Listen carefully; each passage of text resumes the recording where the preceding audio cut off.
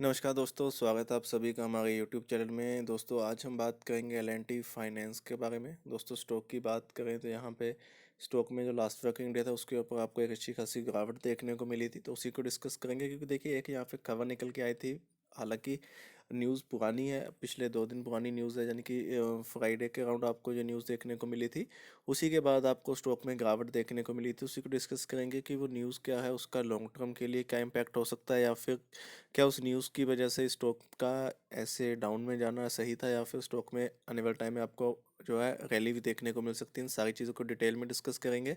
सबसे पहले यहाँ पे प्राइस एक्शन की बात कर लेते हैं कि अब तक कंपनी की कैसी परफॉर्मेंस रही है, कंपनी ने परफॉर्म कैसा किया है।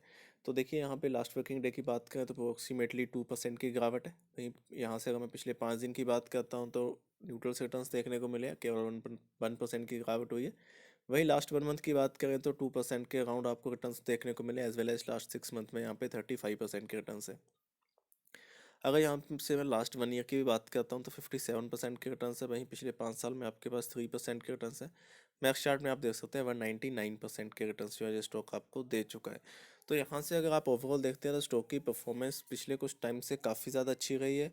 हालांकि यहाँ पे अभी थोड़े टाइम से जो है स्टॉक आपको थोड़ा सा डाउन में देखने को मिल रहा है, बट ओवरऑल यहाँ पे स्टॉक की परफॉर्मेंस काफ़ी ज़्यादा अच्छी रही है। उसका रीज़न क्या है? उसका रीज़न है कि कंपनी की ओवरऑल परफॉर्मेंस जो है पिछले कुछ टाइम से काफ़ी ज़्यादा बेटर रही है। हालांकि इस बार की जो कंपनी की Q2 की परफॉर्मेंस आपकी रही थी उसमें कुछ चीज़ें थी, यहाँ पे कंपनी ने फ्लक्चुएट किया है। बट ओवरऑल यहाँ से स्टॉक में आपको जो है अभी भी काफ़ी ज़्यादा चांसेस है कि ये स्टॉक आने वाले टाइम में अपनी परफॉर्मेंस को काफ़ी ज़्यादा इंप्रूव करेगा।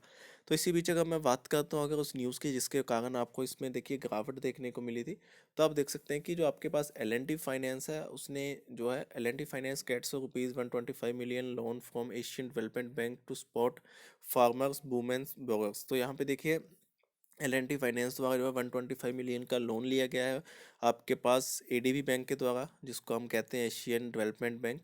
तो उसी के बारे में डिस्कस करने वाले हैं कि इसका इम्पैक्ट क्या हो सकता है। एल&टी फाइनेंस है sign a financial pact with the Asian Development Bank for ₹125 million to support financial in rural and peri urban areas in India, particularly for.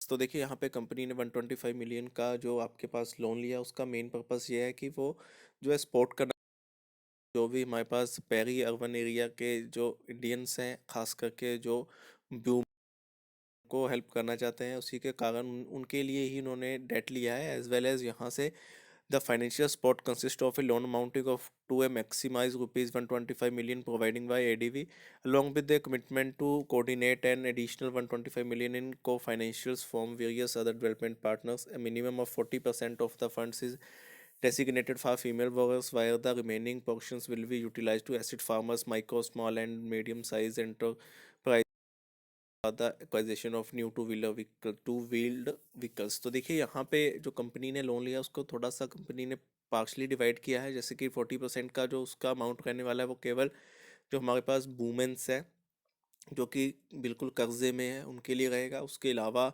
जो उनका अमाउंट रहेगा वो रहेगा हमारे पास जो हमारे फार्मर्स है, काफ़ी जो मिडिल क्लास से भी ज़्यादा नीचे के जो फार्मर्स हैं उनके लिए, एज वेल एज जो मीडियम साइज हमारे पास जो एंटरप्राइजेज है, जो लोन उनका है वो नए टू व्हीलर्स जो व्हीकल्स है उनके लिए रहने वाला है। तो उन सभी के लिए यहाँ पे कंपनी ने लोन लिया है।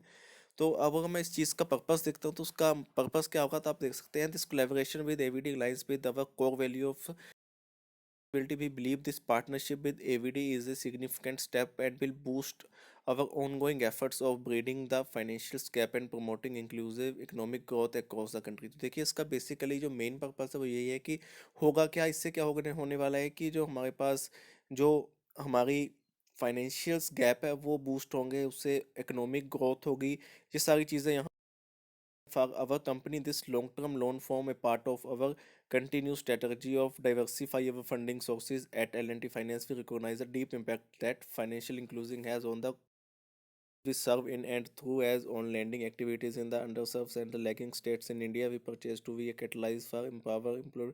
तो देखिए बेसिकली यहाँ पे इनका मानना यह है कि जो हमारे पास L&T फाइनेंस और बेसिकली जो अपना लॉन्ग टर्म लोन फॉर्म से जो उनका स्ट्रेटजी चली आ रही है, डिवर्सिफाई कर रहे हैं अपने फंडिंग सोर्सेज को, उनका भी उसमें उस चीज़ में जो है बेनिफिट हो रहा है, ऊपर ऊपर से जो है जो हमारी इकोनॉमिक ग्रोथ है उसमें भी उस चीज़ का काफ़ी बड़ा इम्पैक्ट होगा। देखिए पॉजिटिव वे से आप इसको लेके चल सकते हैं। बाकी कंपनी ने नो डाउट डेट लिया है, लेकिन काफ़ी बड़ी कंपनी है तो उसको काफ़ी इजीली पे भी कर देगी, कोई ज़्यादा बड़ा इशू तो नहीं है। लेकिन फिर भी आप देख लीजिए यहाँ पे पॉजिटिव वे में आप लेके चल सकते हैं कि कंपनी द्वारा इससे ओवरऑल अगर बात करें तो डेफिनेटली इकोनॉमिकल ग्रोथ होगी, तो उस चीज़ का इम्पैक्ट आपको स्टॉक में भी देखने को मिलेगा।